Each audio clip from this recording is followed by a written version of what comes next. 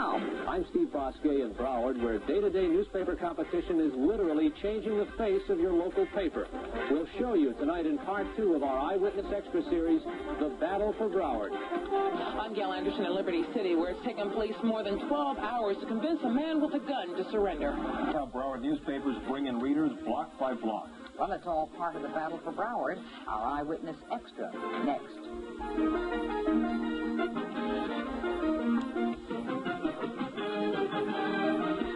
The newspaper in Broward, you might have noticed something extra. It's neighborhood news, and it's a big part of the battle for Broward. Here's Part 2 of our Eyewitness Extra from our Broward Bureau reporter, Steve Bousquet. Times are tough for South Broward's afternoon daily, the Sun-Tatler. Like many PM papers, the Sun-Tatler is losing readers. Circulation fell 4% last year. The owners are fending off rumors the Sun-Tatler is for sale or about to fold. It's not, they say. Ed Wentworth is editor and president of the Sun-Tatler. We're concerned. Anytime that you have a slippage, regardless of whether it's 10 papers or 100 papers, you have to be concerned. You have to say to yourself, what can we do? What can we do better than we're doing? Competition forces the Sun-Tatler to react. First, it drops Hollywood from its name as a concession to Southwest Broward, where it must look for new readers. The paper prints a special page with stories of interest to West Broward. It publishes a weekly West section for readers living west of 441. And, like its competitors, the Sun-Tatler now puts out a weekly real estate advertising section, and its new TV book appeared last week. Wentworth must work to keep the readers he still has. Because you know that if you don't do the job that you're supposed to be doing, somebody else will. And you're the ones that are going to suffer for it. Wentworth has a new market research study on his desk these days. Gone forever are the days when the old Hollywood Sun and the South Broward Tatler owned this territory. Today, the Miami Herald owns much of South Broward, and the Herald wants to keep it this way. At a condo in Pembroke Pines, a Herald husband and wife team delivers more than 300 papers every morning. They go door to door, carefully standing every paper on end for easy reach. Customers might complain if they don't. By contrast, a Sun-Sentinel carrier comes along with a handful of papers to deliver at the same condo. His style is, well, not quite as careful. But the Fort Lauderdale News Sun-Sentinel is now directly challenging this Herald stronghold and making the competition more intense. It wasn't always like this. Until a couple of years ago, you couldn't buy the Sun-Sentinel south of Sterling Road. It was strictly a North Broward newspaper, and it was a marketing mistake that now has the Sun-Sentinel playing catch-up in its own backyard. It's going to be a long-term process. We went down there knowing it was going to be slow, it was going to be painful, and difficult. So now, Cryer and Company, eager to boost their morning readership, are in South Broward to stay. They opened a news bureau in Hollywood with 8 reporters to cover South Broward. There's a special local news page every day with stories for South Broward. And there's South, a once-a-week section with South Broward News. South is a spin-off of West, which comes out 5 times a week in the News and Sun-Sentinel, and North, published twice a week. Magazine-style newspapers that mix news of city government, features, high school sports, while attracting low-budget advertisers who want to reach a specific market. And it works. People love it. They love it. They love to see their name in the paper. People want to know what crimes have been committed in their neighborhoods. Dick Jones is editor of the West section. Somebody gets a tire slashed in Plantation, and it's 2 paragraphs. The neighborhood news format came to South Florida 6 years ago with the Herald's Neighbors. The Herald now puts out 4 Neighbors sections twice a week in 4 Broward zones. Here's a news item from neighbors you might have missed. Raymond Mason told police Saturday that a vandal drove around his house in the 600 block of East Country Club Circle on 2 occasions during the night. The vandal spun his tires, tearing up the sod and causing about $100 worth of damage, Mason said.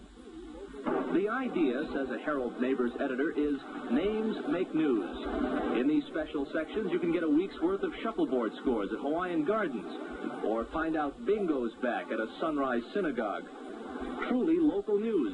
And one more way these papers battle for Broward. But a twice-a-week visit from neighbors and a daily Broward news section aren't enough to make the Miami Herald Broward's hometown paper. We've got to tailor every section of the paper to the Broward reader, and that's what we're actively trying to do. The Miami Herald has a built-in problem, its name, which gives it an out-of-town image in Broward. And its out-of-town presses in Miami mean earlier deadlines for Broward news, 2 hours earlier than the Sun-Sentinel. As a result, late-breaking news sometimes ends up in another section of the paper, and late sports scores don't get in at all. You might sit home in Broward and watch a West Coast basketball game on cable TV tonight, but the Herald won't have a word about it in the morning. But the Herald is trying. More Broward stories now show up on page 1 of the Broward edition. A Living Today column from Broward now appears 3 times a week instead of the one for Dade readers.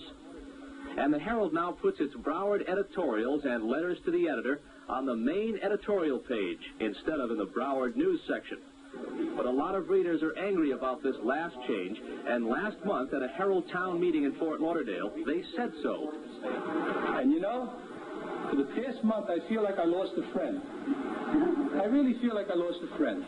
I disagree very much, Mr. Covington. You can't artificially make Dade and Broward one big cosmopolitan area. Certainly you can't yet, because they're not. And Herald executives tried to reassure the small but skeptical crowd about the changes. And once you're used to the change, you're going to find it more convenient. That's our hope. That's our intention. It was never to give you less than what you have now, never to be less effective, never to have a weaker voice in Broward County. About 2 weeks ago. The Herald does not want to alienate its Broward readers because success in Broward is very important to the Herald's overall success.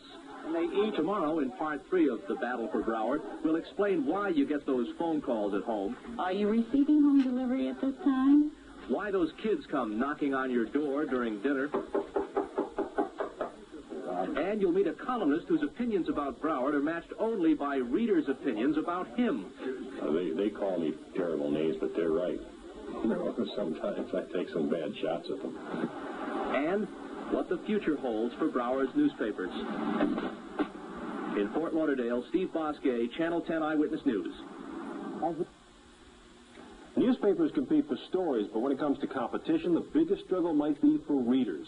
And in Broward, with all the new residents up there, it is one big battleground. Tonight, the final segment of our series on Broward's newspaper wars. Here's Eyewitness News Broward Bureau reporter Steve Bousquet. They call out to you in morning rush hour traffic. Sun-Sentinel. They come knocking on your front door at night. Good evening, sir. I just stopped by to give you a free copy of today's Herald. And if they don't try to give you a paper while you're out shopping, Would you like a free paper, sir? they'll probably call you at home some night. That is, if they haven't called you already. Are you receiving the Miami Herald? I hope you'll try us sometime. Street sales, half-price subscriptions, discounts, giveaways, they're all part of the competition. Broward poses great challenges for the purveyors of print journalism, and great opportunities, too. Because it's growing so rapidly, there's a constant flow of new readers to Broward. People coming from far away with no built-in loyalties to any local paper. So it's open territory, and that makes for a fierce fight for new readers. There's nothing wrong with that. It makes us both better.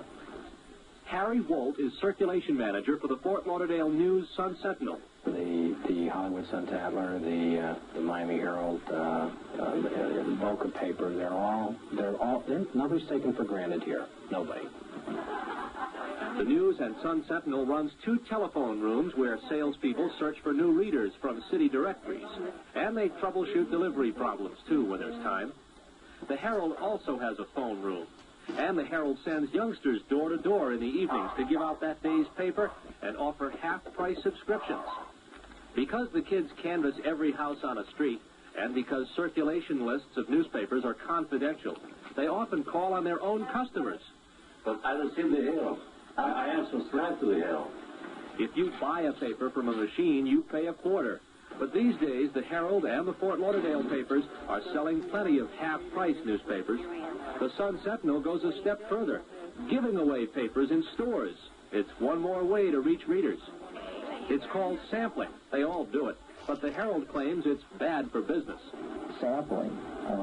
Our competitors have given away huge amounts of newspapers on a daily basis. that's going to depress the sales of any other newspaper in the market. Rebates, discounts are a way of marketing today. What you do is your business. How Packaging and market research play an ever-increasing role in the newspaper business. That's especially so in Broward, where the readership is constantly changing. we found that with the weekly business, there was a void there, that people wanted this Broward, Palm Beach business. Market research, in fact, led the News and Sun-Sentinel to launch Weekly Business, the news section that competes with the Herald's Business Monday, and another section that arrives Mondays, Sports Week, and Sunshine, the Fort Lauderdale paper's Sunday magazine, to compete with the Herald's Tropic. Like any other consumer product, the news section is market-tested to be sure it sells, then launched with a splashy advertising campaign. The Fort Lauderdale Bill Broucher doesn't need market research to find out what readers think of him. It's right there on his desk every morning, in the mail. Broucher's smiling face welcomes Herald Broward readers every morning, but his commentaries on everything from electric bills to suburban sprawl frequently bring frowns to readers' faces. I've been accused of being a bigot. I've been accused of almost anything you can think of. And I just advise people to take a big, strong cup of coffee before they read the column. Broucher's job, and that of his Sun-Sentinel counterpart, John DeGroot, is to get a reaction from readers, get them to think, not just read words on a page. And they can be tough. Last week, DeGroot described the bizarre goings-on in Oakland Park as, quote, a tragic blend of self-righteous lunacy and spiteful politics. DeGroot declined an on-camera interview. Reporters bound by the conventions of so-called straight journalism are supposed to be even-handed, explaining all sides of an issue. Not columnists. For them, one side is plenty. A Broucher column once complained about pushy New Yorkers, a remark that did not endear Broucher to many Herald readers. Some considered the remark anti-Semitic.